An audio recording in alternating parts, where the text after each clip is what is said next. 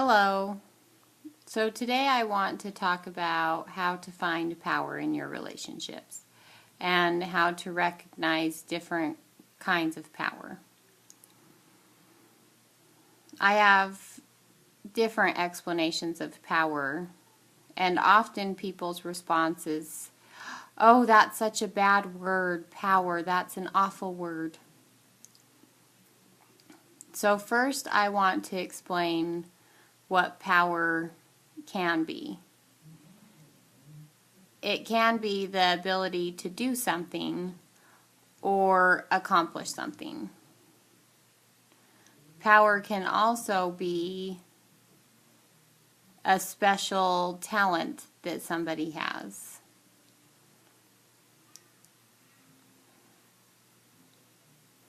But what's commonly understood as power is control.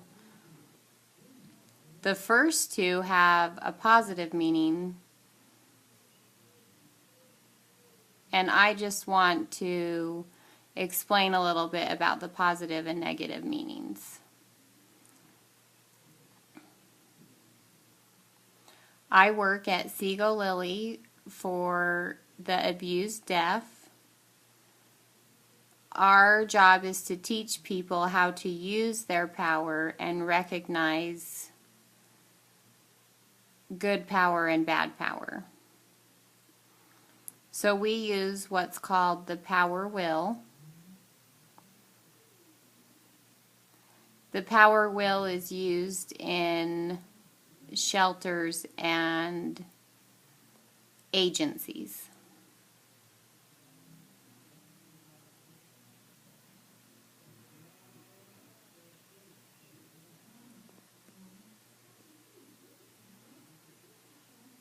So first, how do you recognize somebody that doesn't have their power? If you don't do what I say, then I'm going to kill you. That's somebody that takes power. A lot of times people think that power is somebody losing their temper. We all have a temper, but it's all how we control our temper is what's important.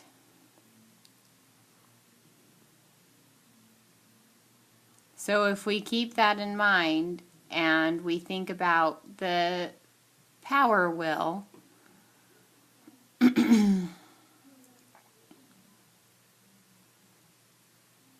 so there are different types of abuse. For example, verbal abuse. Psychologists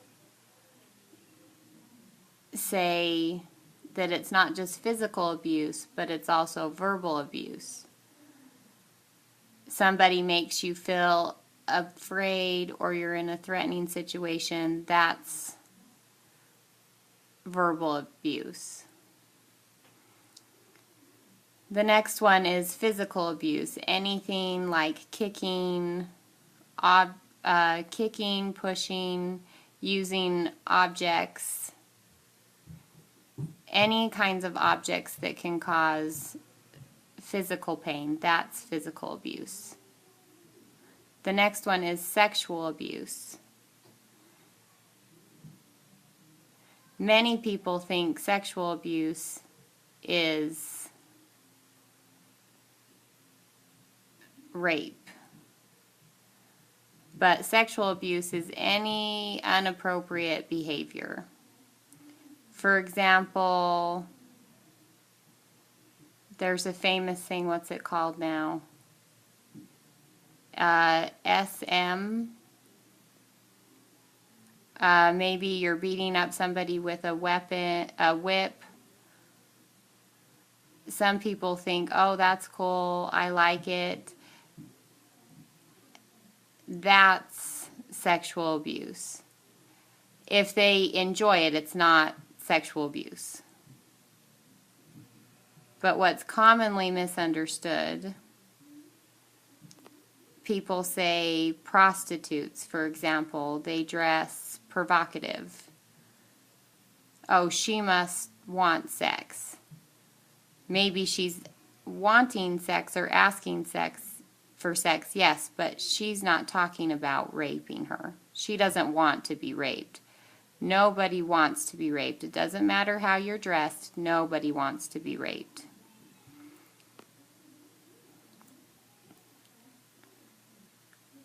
But rape is when somebody's not asking for sex. That's rape. So my job is to clarify that misunderstanding.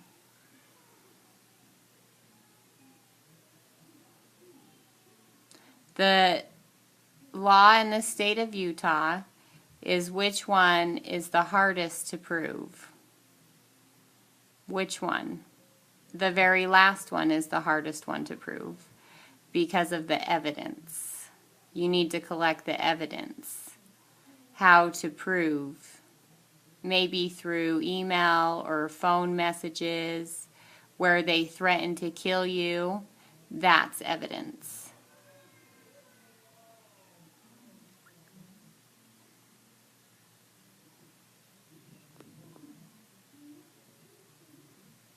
So part of my job is to teach people how to collect that kind of evidence and protect themselves. Because our goal is obviously we want you to protect yourself and to stay safe. Now I want to talk about the power wheel.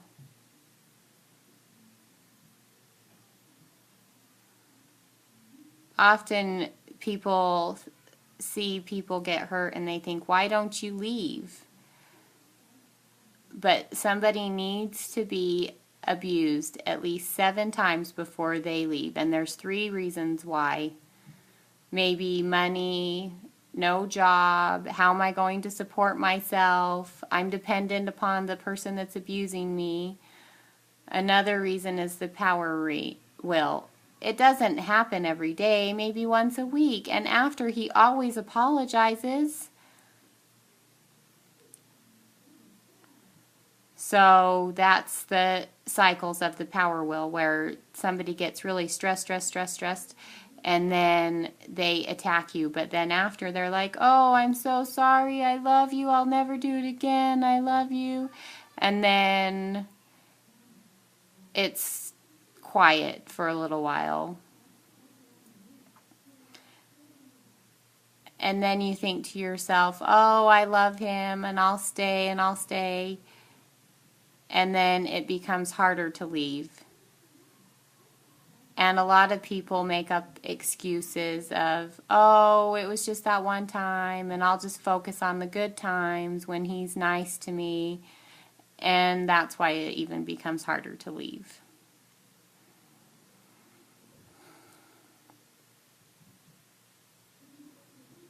Sorry, I'm not finished yet.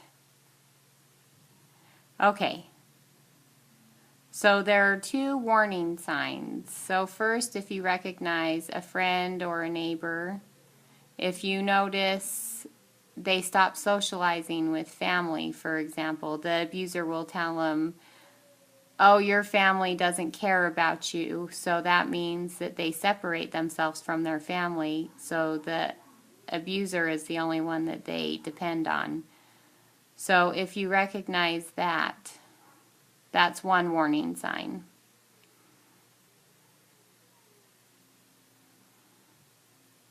Also, if you recognize dark glasses they use often. But now my goal for today is not to scare anyone of reporting, because if you have a friend or something, you should report. But there's the law, if they're age 0 to 18, if you know that abuse is happening, you are required by law to report it. I know that abuse is happening, you need to report.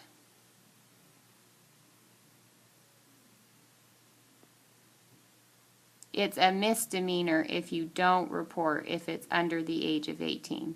If it's over the age of 18, there isn't a law that requires you to report, unless, for example, they're disabled.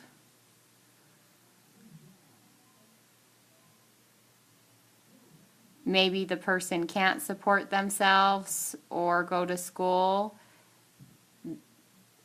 If they're over the age of 18, then you should report.